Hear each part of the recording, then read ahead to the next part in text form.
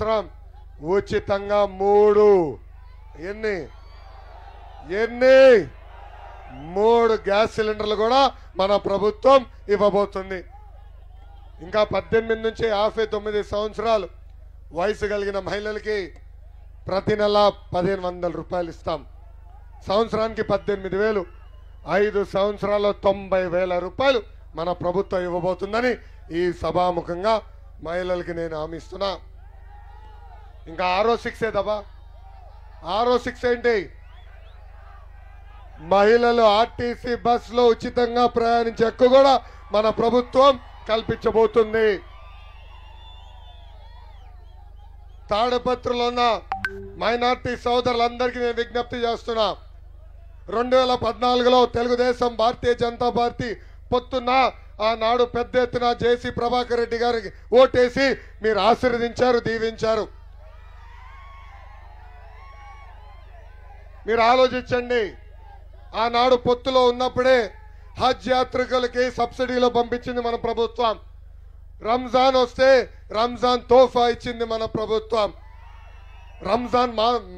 రంజాన్ మాసం వస్తే ఏకంగా మసీదులకి రంగులేసేదానికి, రిపేర్లు కూడా చేసేదానికి డబ్బులు ఇచ్చింది మన ప్రభుత్వం. వఫ్ భూములు ఆనాడు మేము కాపాడాం. ఏకంగా మన వఫ్ భూములు కొంతమంది లాగేయాలని ప్రయత్నిస్తే ప్రహరీ గోడలు కూడా కట్టించింది తెలుగుదేశం ప్రభుత్వం. ఈ సభాముఖంగా ఆంధ్ర రాష్ట్రంలో మైనార్టీ సోదరులందరూ నేను హామీ ఇస్తున్నా. గతంలో మిమ్మల్ని ఎట్లయితే కాపాడుకున్నామో, గతంలో ఎట్లయితే సంక్షేమ కార్యక్రమాలు చేశామో అదే విధంగా ఎన్ని కొనసాగించే బాధ్యత నేను తీసుకుంటానని ఈ సభాముఖంగా హామీ ఇస్తున్నా. మైనార్టీ సోదరులు ఆలోచించాలా. జగన్ ముఖ్యమంత్రి అయిన తర్వాత రంజాన్ తోఫా కట్, దుల్హన్ పథకం కట్, ఇమాం మౌజంకి ఇచ్చే గౌరవ వేతనం కట్, ఏకంగా మసీదులకి రంగులు వేసుకునే ఇచ్చే కార్యక్రమాన్ని కూడా కట్ చేశాడు. మనం చూసాం నంద్యాల్లో అబ్దుల్ సలాం అతను మొత్తం కుటుంబం ఒక వీడియో పెట్టి వైకాపా నాయకులు పదే పదే మమ్మల్ని వేధిస్తున్నారని కలిసిగట్టుగా ఆత్మహత్య చేసుకున్నారు. ఆలోచించండి. ఇస్లాంలో ఆత్మహత్య చేసుకుంటాం మహాపాపం. అలాంటిది ఎంత వేధింపులు గురయ్యి వాళ్ళు ఆత్మహత్య చేసుకున్నారో ఆలోచించండి. పలమనేరులో మిస్బా, ఆమె స్కూల్ టాపర్, అన్నిట్లో ఫస్ట్ ర్యాంక్ వచ్చేది. వైకాపా నాయకుడు కూతురు సెకండ్ ర్యాంక్ వస్తుందని ఏకంగా ఆ పాపకి టీసీ ఇచ్చి పంపించారు. అది తట్టుకోలేక మిస్బా ఆత్మహత్య చేసుకుని చనిపోయింది. ఇంకో పక్కన నర్సరావుపేటలో ఇబ్రహీం వాక్ భూముల పైన పోరాడినందుకు నడి వీధిలో అక్కడున్న శాసన సభ్యుడు నరికి చంపేశాడు. మైనార్టీ సోదరులందరూ ఒకసారి ఆలోచించాలి. తెలుగుదేశం ప్రభుత్వంలో ఏనాడు ఒక్క మైనార్టీ సోదరుడు పైన దాడి జరగలేదు.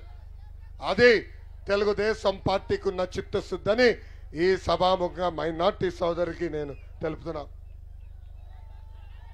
ఈ సభాముఖంగా జగన్కి నేను ఛాలెంజ్ విసురుతున్నా. జగన్ టైం డేట్ ను ఫిక్స్ చేయి. తెలుగుదేశం పార్టీ అధికారంలో ఉన్నప్పుడు బీసీలకి మేము ఎలాంటి సంక్షేమ కార్యక్రమాలు చేశామో చర్చకు నేను సిద్ధం, నువ్వు సిద్ధమా అని అడుగుతున్నా.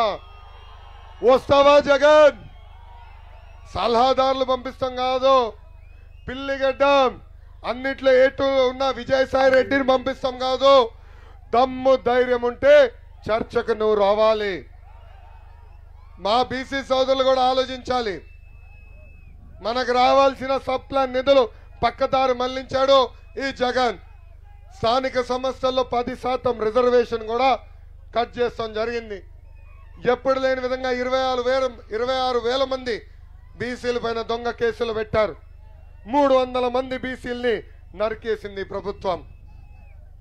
చూసాం అమర్నాథ్ గౌడ్, నందం సుబ్బయ్య, ఐలయ్య, ఏకంగా చంద్రయ్యని ఎలా ఈ ప్రభుత్వం చంపేసిందో.